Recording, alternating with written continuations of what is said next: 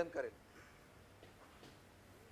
गृहराज्यमंत्री पंकज भोयर यांनी आज विधान भवन परिसरात प्रसारमाध्यमांशी संवाद साधला।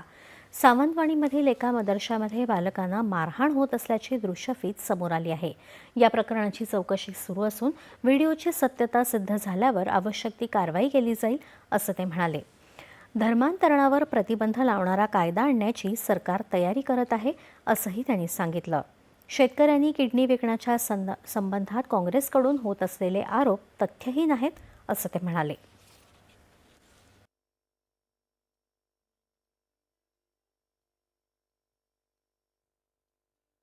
विजय वडेट्टीवारांनी धांदात खोटी माहिती काल सभागृहासमोर त्या ठिकाणी ठेवली। 9 लोकांचं किडनी रिसिव्हर आणि डोनर अशा पद्धतीचा प्रकार त्या ठिकाणी घडला।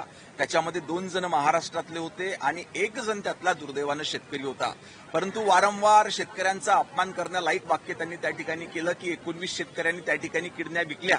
आपल्या राज्यातल्या कुठल्याही शेतकऱ्यांनी त्या ठिकाणी किडन्या विकलेल्या नसून अशा पद्धतीनं राज्यातल्या शेतकऱ्यांचा अपमान विजय वडेट्टीवार यांनी त्या ठिकाणी करू नये। त्याच पद्धतीनं त्यांनी सांगितलं की हे काम पद्मश्री प्राप्त डॉक्टरांनी त्या ठिकाणी केलं। असं कुठलंही त्या डॉक्टरांनी हे काम केलं, त्याला पद्मश्री पुरस्कार त्या ठिकाणी मिळालेला नाहीये।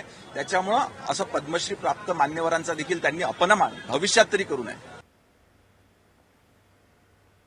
मुंबई सेंट्रल रेल्वे स्थानकालगतच्या पुलाच्या